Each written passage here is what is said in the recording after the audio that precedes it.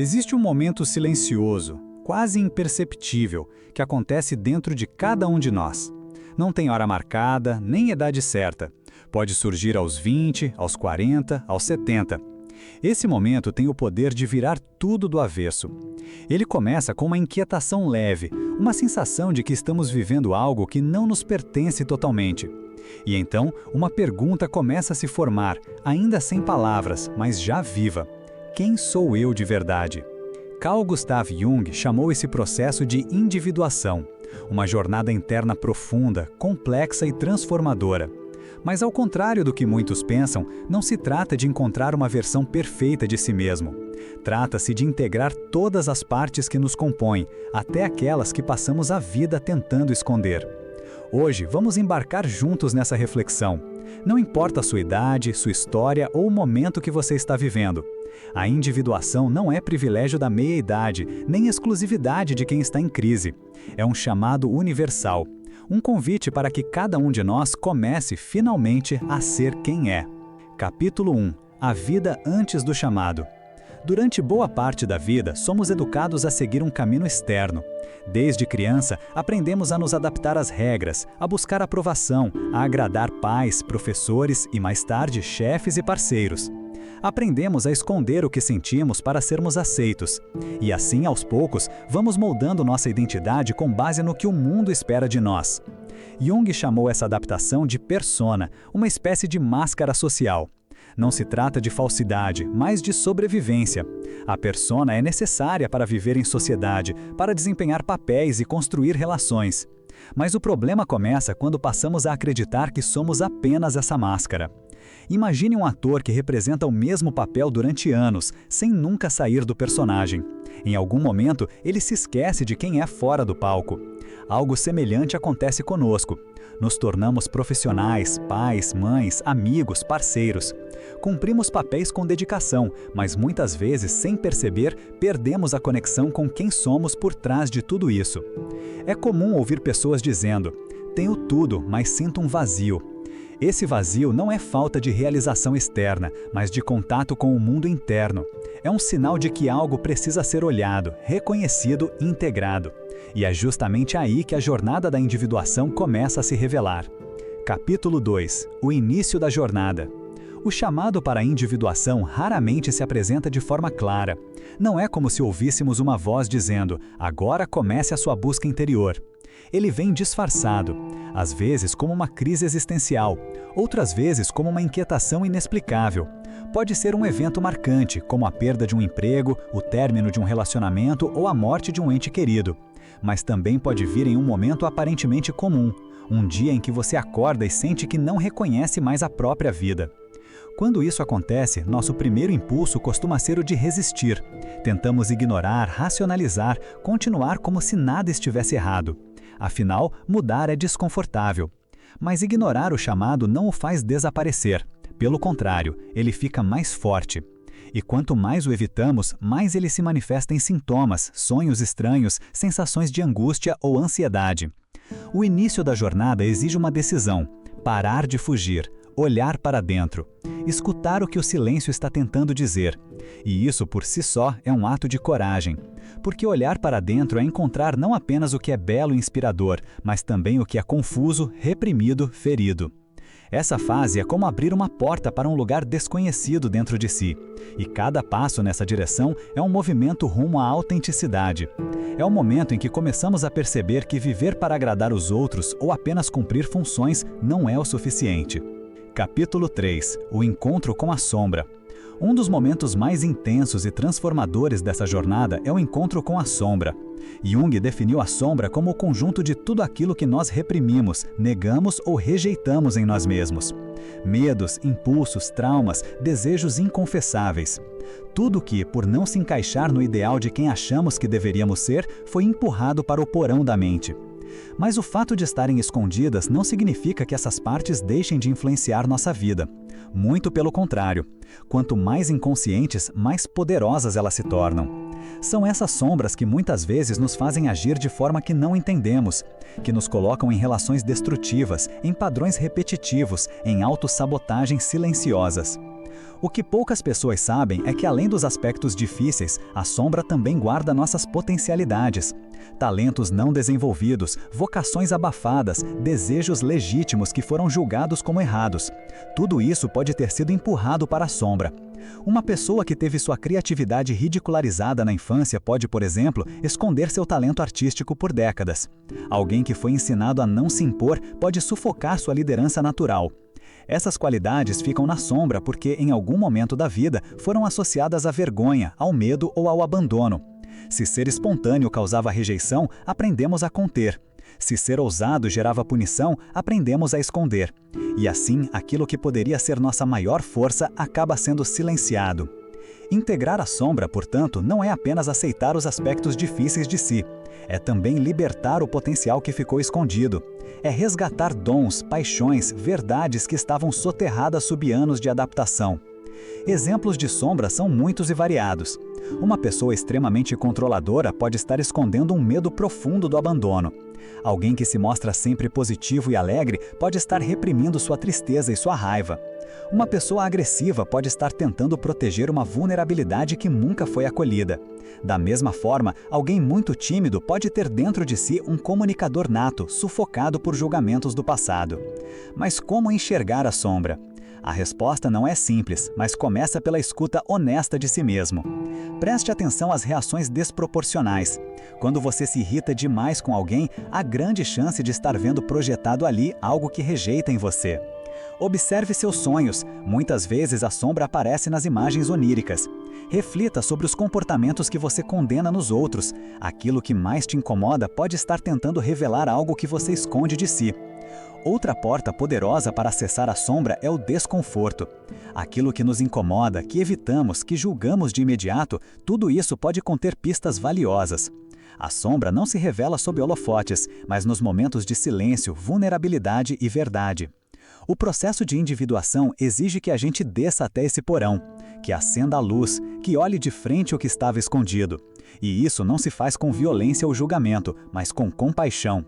Porque a sombra não é um mal em nós, ela é muitas vezes uma parte ferida, uma parte que precisou se esconder para sobreviver. Reconhecer a sombra é resgatar uma parte de si, é se tornar mais inteiro, mais real e, paradoxalmente, mais livre. Porque só quando aceitamos quem somos por completo, podemos viver com verdade. Capítulo 4. Os arquétipos que nos habitam. Na jornada da individuação, começamos a perceber que não somos um só. Dentro de nós coexistem várias figuras internas, que Jung chamou de arquétipos. Esses arquétipos são formas universais que influenciam nossos comportamentos, sonhos, medos e desejos. São como personagens internos, cada um com sua voz, sua intenção, sua energia. Esses padrões estão presentes em todas as culturas, em todas as épocas. São expressos em mitos, contos de fadas, religiões, filmes, histórias. E não apenas fora de nós, mas principalmente dentro. Eles vivem na psique humana como forças que moldam a forma como percebemos o mundo e a nós mesmos. Entre os arquétipos mais conhecidos estão o herói, aquele que enfrenta desafios, supera obstáculos, vence dragões simbólicos. É o impulso de crescer, conquistar, provar valor. A sombra, tudo aquilo que foi excluído ou reprimido, como já vimos no capítulo anterior. A criança interior representa nossa espontaneidade, pureza, alegria genuína, mas também nossas feridas mais antigas. A grande mãe, que pode se manifestar como nutrição, acolhimento, mas também como controle e sufocamento. O sábio, a parte que busca conhecimento, que observa, que reflete com serenidade e profundidade. O trapaceiro, trickster, que representa o caos, a quebra de regras, o imprevisível. Muitas vezes surge para nos tirar do conformismo. Esses arquétipos não são personagens externos, mas expressões de dimensões psíquicas. Eles se ativam em diferentes momentos da vida, dependendo dos nossos contextos, desafios e necessidades internas. Por exemplo, ao enfrentar uma grande mudança, podemos ativar o arquétipo do herói. Ao cuidar de alguém vulnerável, manifestamos a mãe. Em períodos de crise, a sombra se intensifica, e em fases de grande aprendizado, o sábio pode emergir. É importante lembrar que nenhum arquétipo é bom ou mal em si. O problema está no desequilíbrio. Quando um único arquétipo domina nossa psique, perdemos a flexibilidade. Uma pessoa dominada pelo herói pode se tornar obcecada por conquista, incapaz de parar. Alguém regido pela mãe pode se anular completamente, vivendo apenas para cuidar dos outros. O sábio, em excesso, pode nos levar ao isolamento e à frieza. A individuação nos convida a reconhecer esses arquétipos, escutar suas mensagens, mas não nos identificar cegamente com nenhum deles. É como dar voz a um conselho interno, sem deixar que ele nos controle por completo.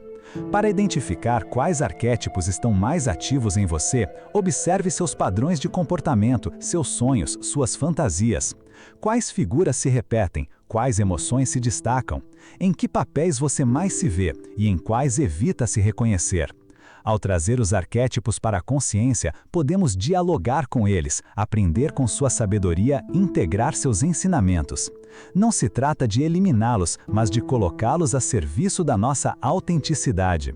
A alma humana é um teatro interior. A individuação é o processo de reconhecer que sim, há muitos personagens nesse palco, mas que o roteiro final, quem escreve, é você. Capítulo 5. A individuação como movimento.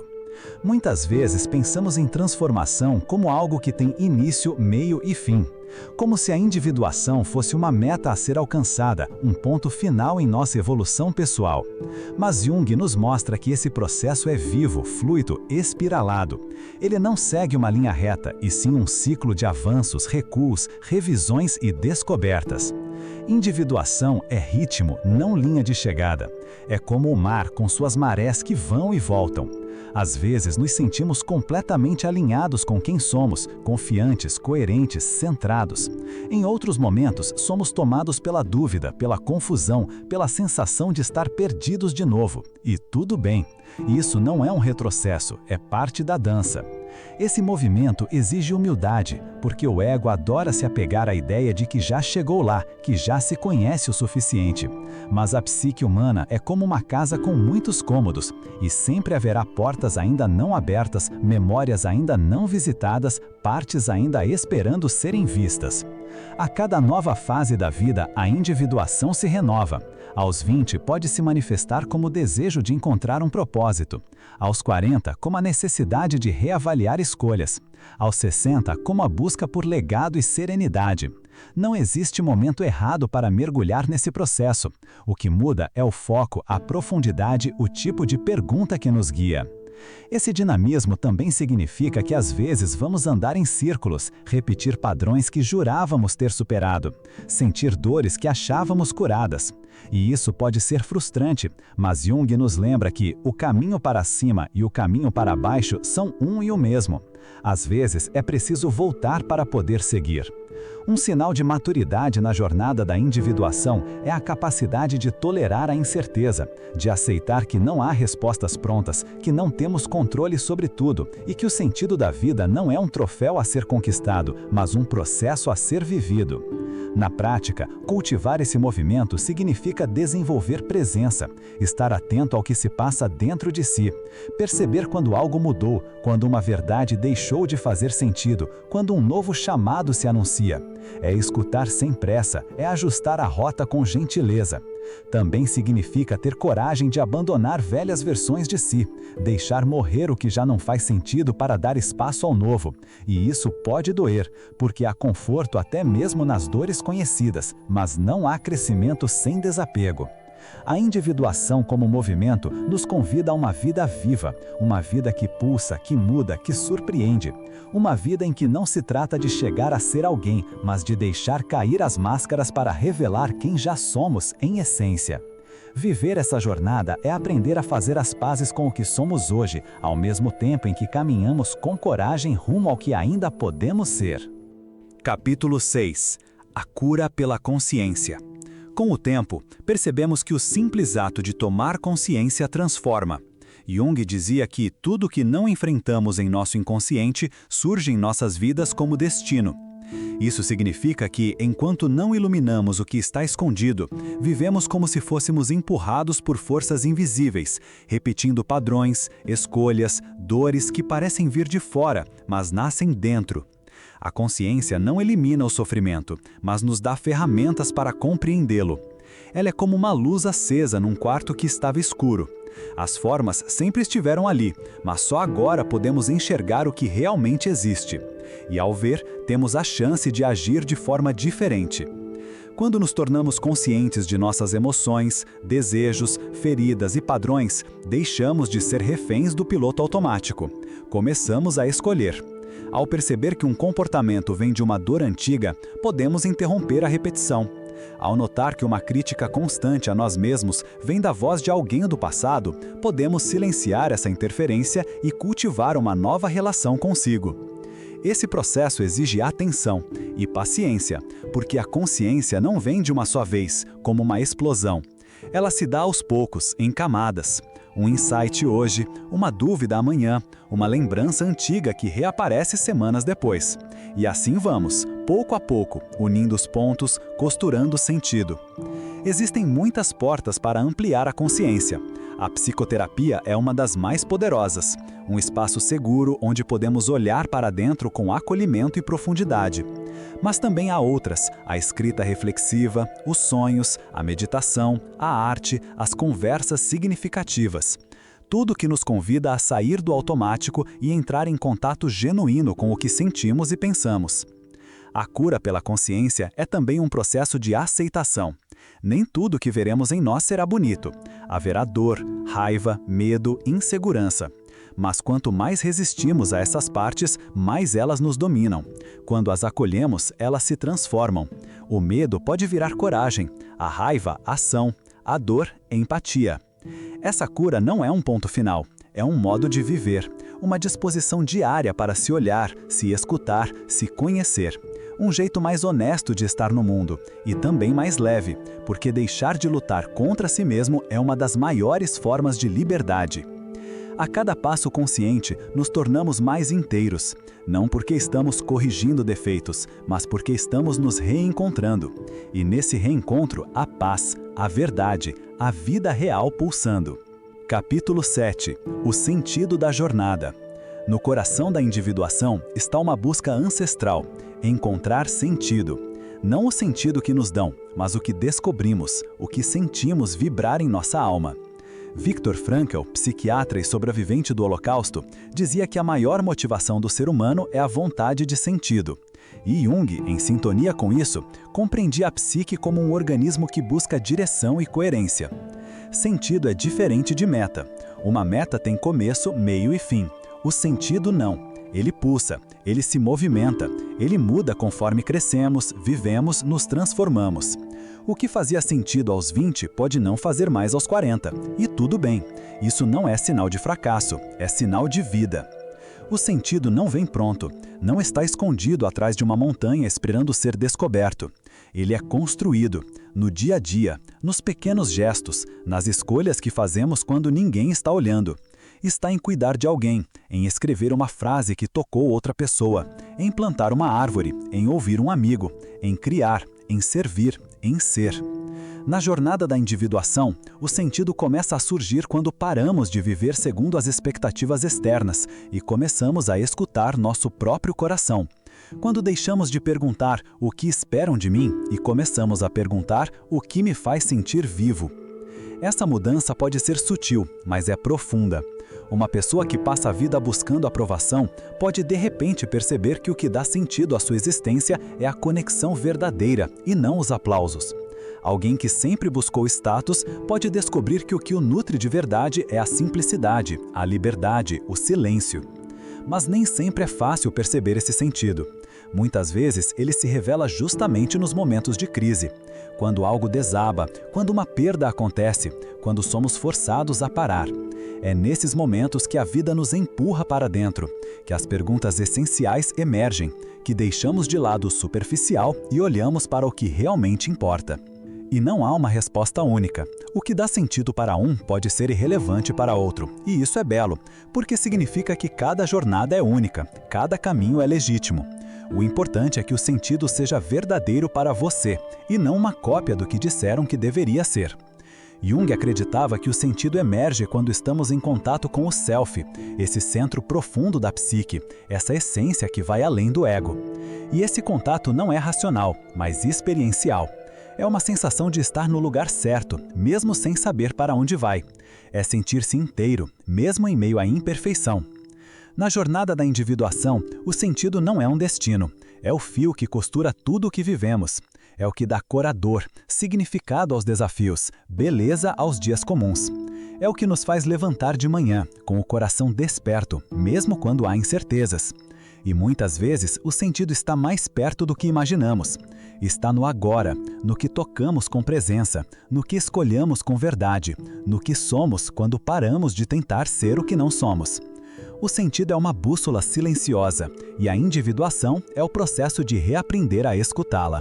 Conclusão: a individuação não é um privilégio dos iluminados. Ela é uma possibilidade para todos nós, um processo acessível, embora desafiador e profundamente humano. Talvez você esteja começando a escutar esse chamado agora, ou talvez já tenha atendido a ele e esteja no meio da jornada. Não importa em que ponto você está. O que importa é lembrar que esse caminho não exige perfeição, mas coragem. Coragem de se olhar, de se escutar, de se aceitar. Que esse vídeo seja um ponto de reflexão, uma faísca, um convite, para que você comece, recomece ou continue sua própria jornada de individuação. E lembre-se, não existe idade certa para começar a ser quem você é. Se isso fez sentido para você, compartilhe com alguém que também precisa ouvir esse chamado e se inscreve no canal para mais conteúdo sobre autoconhecimento. A gente se encontra no próximo vídeo. Até lá!